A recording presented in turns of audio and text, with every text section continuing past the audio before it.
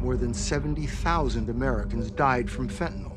That's a higher death toll than U.S. military casualties in Vietnam, Iraq, and Afghanistan combined. The feared leader of the Jalisco New Generation cartel, which traffics tons and tons of methamphetamine, cocaine, and fentanyl into the United States. Eugene Henley Jr, a career criminal known as Big U, who used his contacts and leadership role in the Crips criminal street gang, the entertainment industry, his own criminal enterprise. An enterprise engaged in murder, extortion, robbery, human trafficking, COVID fraud, and other felonies. According to the DEA, the Mexican cartel CJNG is the #1 supplier of fentanyl into the United States, the deadly drug that's said to be about 50 times stronger than heroin and insanely addictive. And reports say some of their American buyers include gangs like the Bloods and the Crips. But one name that allegedly sits high on that list is the Rollin 60s and their leader, Big U. Indictment against Big U is more than 100 pages long. Now, in their case, the feds say he ran a mafia-like enterprise. He's accused of murder, kidnapping, embezzlement, robbery, and extortion. And that's just to name a few. So the real question is, how deep do those ties actually go? Is there truly a direct pipeline linking one of LA's most powerful Crip sets to one of Mexico's most feared cartel bosses? Let's find out. Big U isn't just another name from South LA. He's a founding member of the Rollin 60s Neighborhood Crips, one of the largest and most notorious Crip sets in Los Angeles. The Rollin 60s control a huge stretch of territory across South LA, with membership numbers often estimated at over 8,000. For more than a decade, Big U operated with two very different images. Publicly, he was a music executive running Unique Music. He positioned himself as a gang intervention activist and community figure. He worked with Nipsey Hussle, managed artists, and presented himself as someone trying to guide the next generation away from the streets. He also ran a charity called Developing Options, which received funding from the City of Los Angeles through the Mayor's Office and the Gang Reduction Youth Development Foundation. On paper, he looked like someone who had transitioned from gang life into leadership and mentorship. But according to federal prosecutors, that wasn't the full story. He has maintained the image of an entertainment industry entrepreneur running a music label and of somebody who gives back to the community here in Los Angeles. Until his alleged operated from 2010 up until his arrest. In other words, while he was publicly speaking about change, prosecutors claim he was quietly running a structured criminal network. The facts alleged in the complaint paint a very different picture. It is one of a murderer, a thief, a liar, and a cheat, and the criminals that enabled him. On March 19, 2025, federal authorities launched what they called Operation Drawdown. Big U and 10 co-defendants were arrested. The superseding indictment was massive, 43 counts. The charges were serious: RICO conspiracy, murder, extortion targeting businesses, athletes, and celebrities, human trafficking involving transportation for prostitution, 15 counts of wire fraud, embezzlement of federal charity funds, bank fraud, tax evasion. One of the most serious allegations centers on the killing of an aspiring rapper identified as RW in North Las Vegas in January 2021. Prosecutors say the victim was shot in the head and his body was dumped in a desert ditch off Interstate 15. That murder is folded into the broader racketeering case. And the murder was over, are you ready for this? A diss that he had written something in a song supposedly talking bad about Big U, and that is why he ended up getting murdered. Then came another detail that stirred the pot even more. In a superseding indictment, prosecutors revealed intercepted phone calls from December 31st, 2022.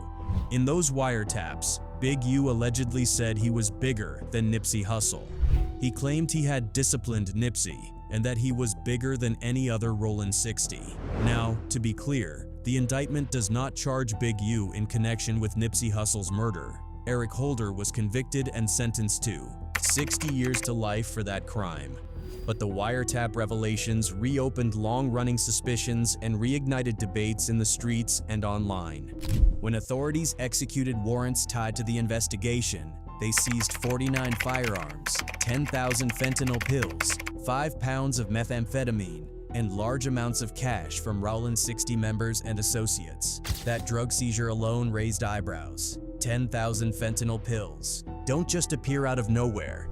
And that brings us to the bigger picture, the supply chain. Because when 10,000 fentanyl pills and multiple pounds of meth show up in Rollin 60s territory, the real question is, where did it all come from? It doesn't start in South LA, it starts in Mexico. According to the DEA's 2025 National Drug Threat Assessment, the two primary producers of illicit fentanyl entering the United States are the CJNG and the Sinaloa Cartel. Both organizations manufacture fentanyl in pill and powder form, using precursor chemicals that are often sourced from China. Nearly all the fentanyl flooding into the U.S. is made in Mexico by two powerful drug cartels, with chemicals primarily purchased from China. CJNG operates primarily out of Jalisco, the home state of its leader, El Mencho. Sinaloa, long associated with figures like El Chapo, runs its own powerful production networks. Then the next step is transport. The drugs have to cross the border. Cartels use semi-trucks, hidden compartments in personal vehicles, underground tunnels, and human couriers. Once inside California, the Inland Empire becomes a critical hub. Cities like San Bernardino, Riverside, Corona, Paris, and Moreno Valley function as distribution centers. We've already seen cases confirming this. The Ryan wedding case alleged massive volumes of cocaine moving through the Inland Empire. In April 2024, Operation Hotline Bling busted a Sinaloa cell in Riverside with 600,000 fentanyl tablets and 376 pounds of meth. One of those arrested was even a corrupt Riverside County Sheriff's deputy caught with over 100 pounds of fentanyl. Sting, nicknamed Hotline Bling, the operation targeted a Sinaloa, Mexico drug trafficking network. It netted $16 million worth of meth, cocaine, and fentanyl. So by the time the drugs hit Los Angeles, they've already passed through cartel manufacturing labs and border pipelines. The next step is distribution control in LA. Once narcotics arrive in Southern California, they often enter networks influenced or controlled by the Mexican Mafia, also known as La AME. The Mexican Mafia exerts authority over most Hispanic gangs in Southern California through the Sureño structure. Sureño gangs handle large portions of street-level distribution for cocaine, fentanyl, meth, and heroin. Federal authorities have repeatedly stated that cartel representatives work closely with high-ranking associates of the Mexican Mafia to manage drug trafficking operations across the Pacific and Southwest regions. Another thing is that the cartels don't limit their partnerships to Hispanic gangs. According to the U.S. Attorney General's reports on gang and drug trafficking organization connections, Mexican cartels do not discriminate in who they work with. Despite cultural ties to Hispanic street gangs, they also collaborate with African American gangs, including the Bloods and the Crips. News investigations have confirmed that cartels actively recruit American gang members to distribute drugs in major U.S. cities, building partnerships across racial lines. In the March 2025 RICO case tied to 10,000 fentanyl pills and 5 pounds of meth were seized in the March 2025 RICO case tied to Rollin 60s associates. Those drugs had to come through that broader pipeline.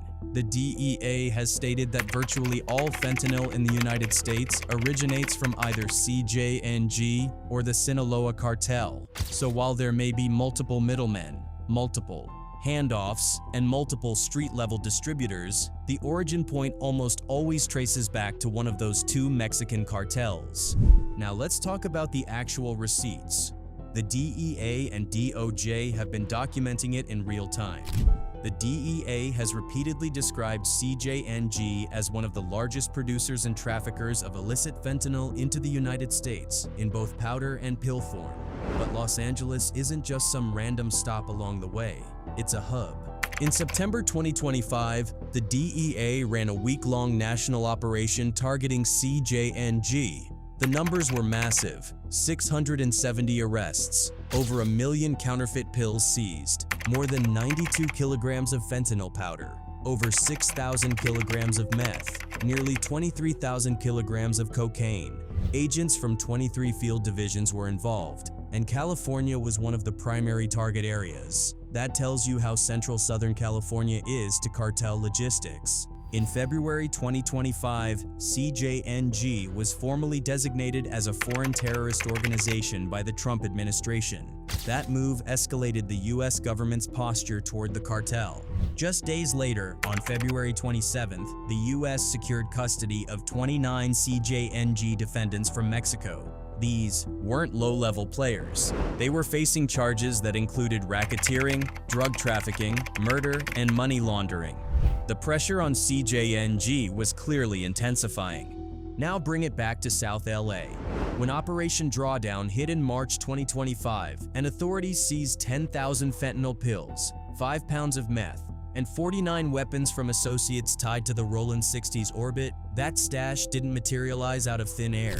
Based on the DEA's own findings, virtually all fentanyl in the US originates from CJNG or Sinaloa. And that's where the Nipsey Hussle angle becomes even more layered.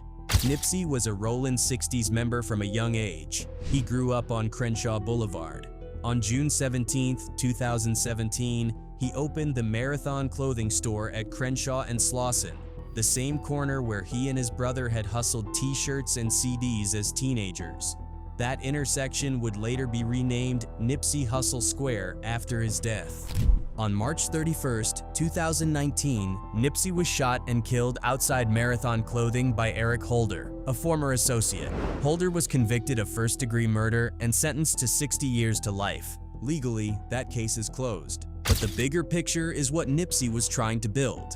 He wasn't just selling clothes. He was investing in real estate, pushing tech partnerships, creating co-working spaces, and promoting financial literacy.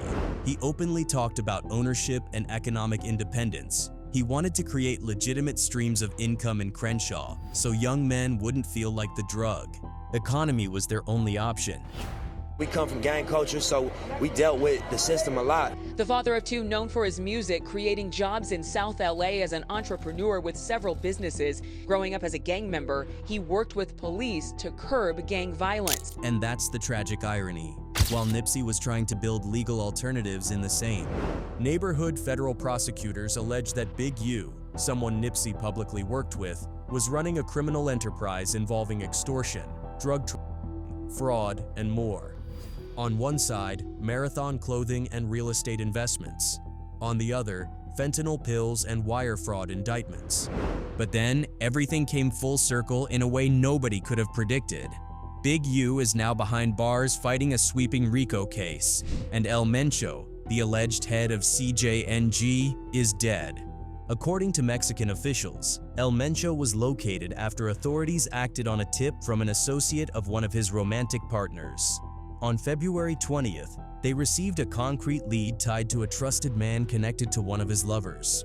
On February 21st, that romantic partner left El Mencho's cabin complex near Tapalpa. Before dawn on February 22nd, special forces sealed off the area. 2 firefights broke out. El Mencho was found wounded alongside 2 bodyguards. He later died while being transported to Mexico City. In Mexico, the army has confirmed the death of one of the country's most feared drug lords, known as El Mencho, caught and killed in a dawn raid. His death sent shockwaves through the criminal underworld. El Mencho had built CJNG into one of the most aggressive and fastest-growing cartels in Mexico. Removing a leader like that doesn't just end a story. It creates a power vacuum. And in cartel politics, power vacuums can get violent fast. So what does that mean for the supply chain? Does CJNG fragment into internal factions, fighting for control? Does Sinaloa capitalize and absorb territory? Does fentanyl production dip temporarily? Or does it ramp up as rivals compete for dominance? History shows that when a major cartel leader falls, short-term instability often follows. Violence can spike as lieutenants scramble for position. Distribution routes might shift.